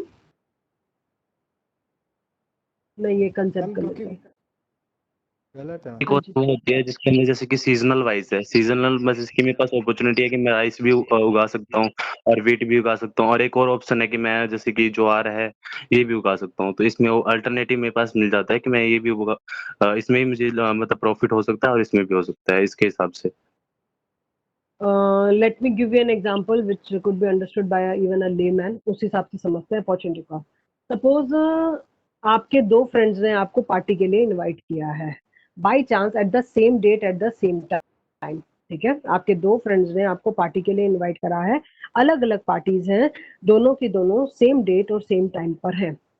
अगर आप ए एंड बी, वो दो फ्रेंड्स हैं, अगर आप ए की पार्टी में जाएंगे तो आप बी की पार्टी मिस करेंगे, बी की पार्टी में जाएंगे तो आप ए की पार्टी मिस करेंगे, यस और नो? Yes ma'am. ठीक है, तो जब हम एक एक्शन की तरफ जाते हैं तो जिस चीज को हम फोरगो कर रहे हैं, फोरगो मतलब छोड़ रहे हैं, जिस चीज को हम भूल रहे हैं उसकी कॉस्ट बन जाती है अपॉर्चुनिटी कॉस्ट। तो अगर मैं इस सेंस में कहूं कि what is the opportunity cost of going in the party of A, तो ए की पार्टी में जाने की आपको क्या कॉस्ट उठानी पड़ी, तो आप क्या बोलोगे, यार मेरी बी की पार्टी मिस हो गई। ठीक है, तो ए की पार्टी में जाने की क्या कॉस्ट है, वो बी की पार्टी जो आपकी मिस हुई है, तो that will be termed as the opportunity cost of A. So what is the means opportunity cost of attending party A? That is the party B. Means किसी opportunity को means किसी opportunity को चुनने के बाद जो हम दूसरी अपॉर्चुनिटी को सेक्रीफाइस कर देते हैं वो कहलाती है अपॉर्चुनिटी कॉस्ट। जी ओके। मैं एक मिनट जरा बाकियों को भी समझा सेम दूं। लेवल ऑफ इट्स गुड कि सेटिस्फेक्शन आपको मिलती है। समझ में आ गया।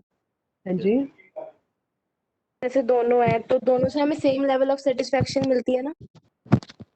अगर दोनों से सेम सेटिस्फेक्शन मिलती है तो वो तो आप फिर इंडिविजुअली आप डिसाइड करोगे ना कि आपने कहाँ जाना है। दोनों में can you be present at both the places at the same time? Clone का टाइम अभी नहीं उतना अच्छा है, अभी अभी क्लोन्स उतने फेमस नहीं हुए हैं कि आप एक जगह आप जाओ और एक जगह आपका क्लोन जाएगा। यू आर वन इंडिविजुअल, सो आप दोनों में से एक ही पार्टी में जा सकेंगे।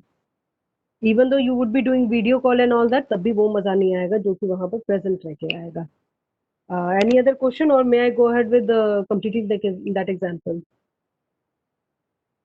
हाँ जी, ए की पार्टी में अगर हम जाते हैं तो if I ask the question what is the opportunity cost of going in the party A, the answer is party B.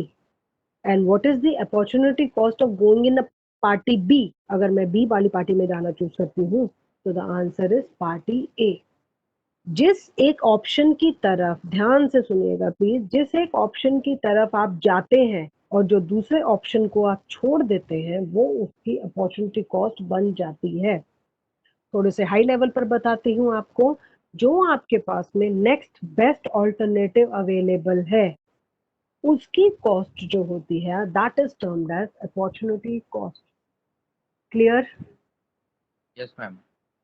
अगर हो सके तो प्लीज ये एग्जांपल आप लोग लिख लेंगे क्योंकि इससे अपॉर्चुनिटी कॉस्ट अपने आप में बहुत इंपॉर्टेंट कंसेप्ट है।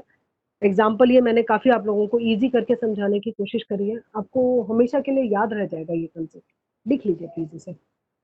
और सिर्फ लिखने से मतलब नहीं है, क्लास ओवर होने के बाद में अगर आप पढ़ भी लेंगे तो बहुत बेहतर रहेगा।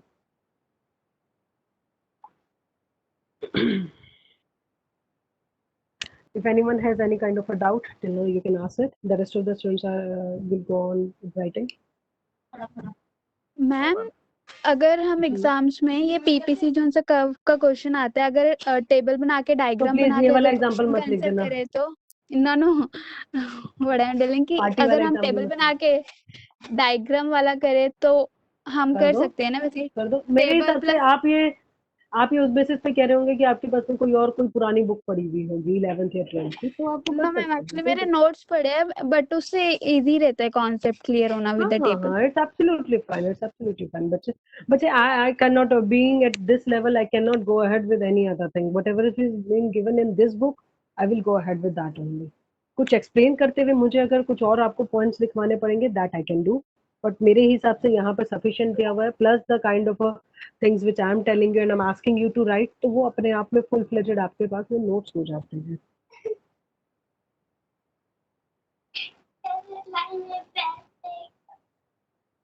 बेसिकली ये बोल सकते हैं कि कोई भी चीज़ अगर खरीदने के लिए हम कुछ दूसरी चीज सेक्रीफाइस करते हैं, that is called opportunity cost. हाँ जी, that is the opportunity cost. ठीक है, मेरे वाले केस with में me, please? सेकंड शॉपकीपर वाला होगा ना?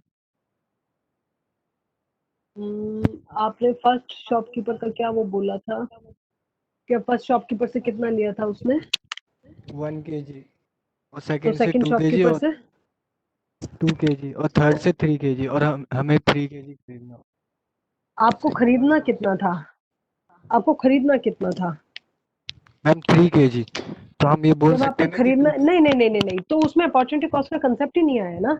Opportunity cost you are using at the same level, at the same point, कि इस समय जैसे मैं आपको पढ़ा रही हूँ, इसके बदले मेरे पास में एक और कुछ और ऑप्शन है मेरे पास में अवेलेबल, जहां से मुझे सपोज 10,000 रुपये मिल रहा है, तो मैं 10,000 को छोड़ रही हूँ ना। आपको सेम क्वांटिटी के बारे में बात करनी है। आप अगर एक से, आपके माइंड में ही 3 kg है, तो आपको 3 और 1 को कंपेयर ही कैसे कर सकते हैं? 3 kg is entirely different from 2 kg और 1 kg. आपका बेस ही सेम नहीं है. The base should be same. जैसे एक और एग्जांपल देके बता दीजिए। मैं इससे ज्यादा एग्जांपल, आप दोबारा से इसको सुन लीजिएगा, काफी ज्यादा टाइम लग जाता है इसमें। मैंने अभी आपको कहा कि जैसे मैं अभी आपको लेक्चर दे रही हूँ, या सपोज आप इस समय क्लास अटेंड कर रहे हैं, हो सकता है कि इसी साल इस समय कोई और भी इम्पोर्टेंट काम हो आपकी फैमिली में, जो कि आप मिस कर रहे हैं इस समय। ठीक है, हो सकता है ना? हाँ जी, हाँ जी, हाँ जी मैम। ठीक है, तो वो आपकी अपॉर्चुनिटी कॉस्ट बन जाएगी ना। आप अच्छा। जो नेक्स्ट ऑल्टरनेटिव आपके पास जो अवेलेबल है, उसको आप जो छोड़ते हैं, उसकी कॉस्ट अपॉर्चुनिटी कॉस्ट बन जाती है। लेट्स कम टू द, हाँ जी, बेसिकली बोला कि कोई भी काम अगर अपॉर्चुनिटी कॉस्ट के लिए कोई भी चीज सेक्रीफाइस। मुझे आपकी आवाज क्लियर नहीं आ रही है, इट्स ब्रेकिंग। यस, पीपीसी का जो इन्होंने पेज पर इन्होंने दिया हुआ है, the we should know that the other name PPC, this is very very important from the 1 mark point of view. PPC का दूसरा नाम क्या है? पीपीसी का दूसरा नाम प्रोडक्शन पॉसिबिलिटी फ्रंटियर भी होता है। फ्रंटियर किसको कहते हैं? बेसिकली बॉर्डर या किसी लाइन को फ्रंटियर बोलते हैं ना। इसको पीपीसी को पीपीएफ भी बोलते हैं। पीपीसी का दूसरा नाम जो है प्रोडक्शन पॉसिबिलिटी बाउंड्री है। ये फर्स्ट लाइन ही है जहां से मैं पढ़ रही हूँ। And the last name is production transformation curve. ये तीनों के तीनों चारों नाम आपको टिप्स पर याद होने चाहिए। ऐसा नहीं होना चाहिए कि एग्जाम में पूछा गया जी प्रोडक्शन ट्रांसफॉर्मेशन कर्व और आप कहें कि मुझे नहीं आता। ठीक है, यही इसका दूसरा नाम है, तो प्लीज ये पॉइंट आपको याद होना चाहिए, इस पर डबल टिक कर लीजिए। And what is the definition of a PPC which you need to remember? That is the PPC curve shows the various combination of the two commodities that can be produced by an economy with the given resources and with the given technology. Clear? ये definition है जो कि आपको याद करनी है। Let's come to the next page, जहां पर हमने पीपीसी ग्राफ को हम स्टडी कर रहे थे। इसके नीचे में मेन पॉइंट्स दिए हुए हैं। यहाँ पर एक वर्ड यूज करा हुआ है, that is MRT, that is a marginal rate of transformation. एक बार इसका मतलब समझ लेते हैं कि एमआरटी का मतलब क्या होता है। देखिए, जब आप, मैंने अगर आपको लैंड का एग्जांपल दिया है, लैंड में अगर आप थोड़ी सी जगह में व्हीट और थोड़ी सी जगह में राइस प्रोड्यूस कर रहे हैं, तो कभी कभी ऐसा हो सकता है कि व्हीट का लैंड का उतना पोर्शन जहां पे व्हीट प्रोड्यूस हो रहा था, उसको वहां से हटा के उसके बदले आप राइस प्रोड्यूस करें, ऐसा ही होगा ना। पहले सपोज आप व्हीट 80% प्रोड्यूस कर रहे थे, अब व्हीट को आपने 80% लैंड से हटा के 60% कर दिया। अब आप व्हीट के बदले क्या प्रोड्यूस कर रहे हैं? राइस प्रोड्यूस कर रहे हैं वहां पर। सो दैट मीन्स आपने 20% चेंज किया है अपने प्रेजेंट जो कॉम्बिनेशन था उसमें, आपने 20% चेंज करके नया कॉम्बिनेशन यूज किया है। तो जिस रेट पर, प्लीज ध्यान से सुनिएगा, जिस रेट पर या जिस परसेंटेज पर आप एक चीज को छोड़कर दूसरे चीज को अडॉप्ट करते हैं, एक चीज को माइनस करके दूसरी चीज को प्लस करते हैं, उस रेट को कहते हैं मार्जिनल रेट ऑफ ट्रांसफॉर्मेशन। एक चीज को माइनस करके दूसरी चीज को वहां पर ऐड करते हैं। अभी मैंने आपको पीस ऑफ लैंड पे बताया था कि वहां पे जहां पे वीट प्रोडक्शन हो रहा है वहां से 20% लैंड हमने एक तरीके से वीट के पास से ले ली ना, और उसको कहाँ पे यूज कर दिया, राइस के लिए यूज कर दिया। तो ये जो 20% का जो डिफरेंस है that will be termed as marginal rate of transformation. इस एग्जाम्पल को प्लीज फटाफट लिख लीजिए, वरना कल को आप लोग एमआरटी में कंफ्यूज हो सकते हैं क्या है। फटाफट प्लीज लिख लीजिए।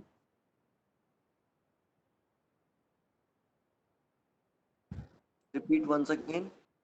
वही 2-4 बार बोल के लास्ट में जब हम लोग ऐसे बोलते हैं ना रिपीट, तो मैं आपको तभी तो बोलती मैडम थोड़ा सा कंसंट्रेशन से प्लीज सुन लिया करिए प्लीज। मैंने 3 या 4 बार ऑलरेडी बोल दिया है, दोबारा बोल रही हूँ, प्लीज ध्यान से।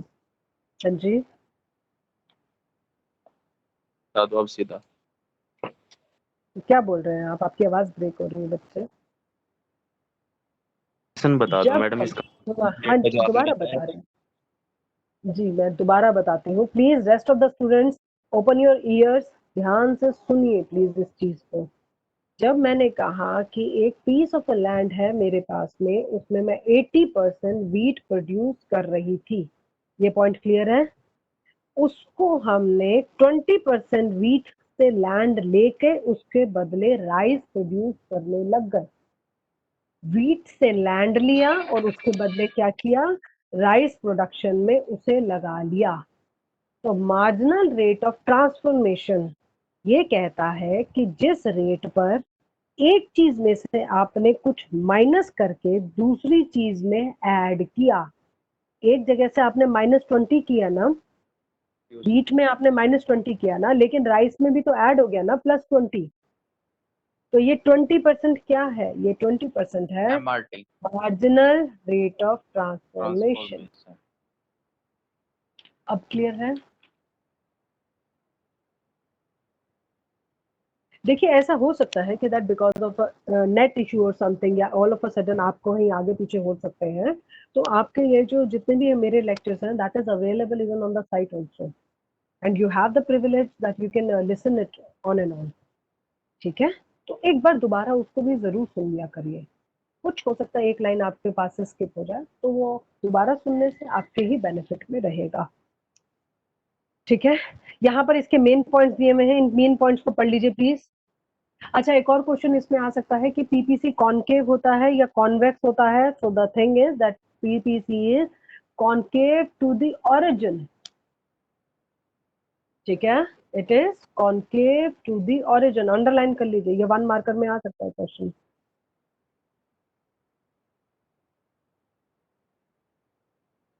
इसके मेन पॉइंट्स पढ़िए प्लीज फटाफट, मेन पॉइंट्स एंड नोट, दोनों चीजें पढ़िए please.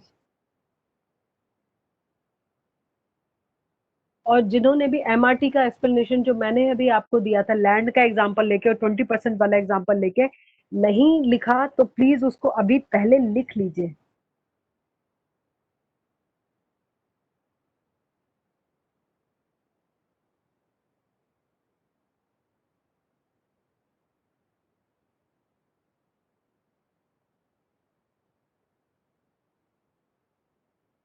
Any other doubt? No ma'am. PPC can it be a normal straight line? जैसे दो एक्सिस के बीच में स्ट्रेट लाइन होती है, नॉर्मल जैसे बनता है, क्या वो भी हो सकता है पीपीसी? Yes ma'am. हो सकता है। ये 1 मार्कर में क्वेश्चन आ सकता है। ये नोट में सबसे फर्स्ट पॉइंट दिया हुआ है, can PPC be the straight line? Yes, it can be the straight line. अगर एक तरफ से 20% निकाल के आप 20% दूसरी तरफ में डाल रहे हैं, तो but of course the MRT is constant, तो वहां पर आपका पीपीसी का जो कर्व है वो स्ट्रेट लाइन बन जाएगा।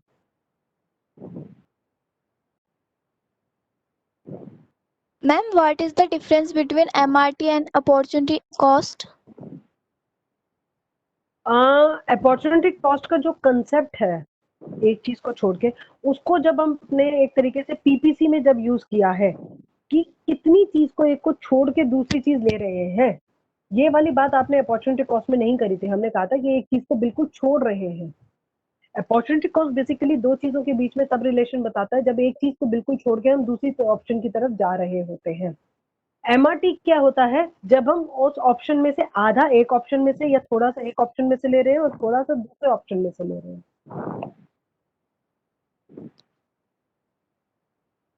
ठीक है,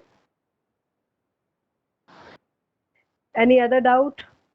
वो टेक्नोलॉजी वाला पॉइंट लिख लिया था आप लोगों ने, जो मैंने आपसे कहा था कि कर्व के बियॉन्ड में ई पॉइंट है, तो वहां पर वो that is because of the technology. Enhance करना पड़ेगा अपने टेक्नोलॉजी को, टेक्नोलॉजी को एनहांस करेंगे, then only that point is attainable, otherwise वो नॉन अटेनेबल है। Not yes ma'am. सबने लिख लिया है वो वाला point? Any other doubt? Take it as a homework now because we have completed this first chapter. There are plenty of questions which has been given in the book, including true false is there, the MCQs is there, fill in the blanks is there, and the match the following is there, one marker is there, and then the descriptive questions are there. आप जब chapter कर रहे हैं, आप ये मत सोचिएगा कि आपके पास में बहुत ज्यादा टाइम है एंड आप ये बाद में कर लेंगे, ये वाली चीज मत सोचिएगा। साथ साथ में जैसे जैसे हम चैप्टर करते जा रहे हैं, please try to finish it. ठीक है, उसको याद करिए, समझिए। जब आप चैप्टर पढ़ लेंगे उसके बाद में ये सब चीजों को, जितने भी क्वेश्चंस इसमें दिए हुए हैं, you need to attempt these questions of your own. अगर आपको कोई भी प्रॉब्लम होती है तो but of course I am here. ठीक है, ध्यान रखिएगा।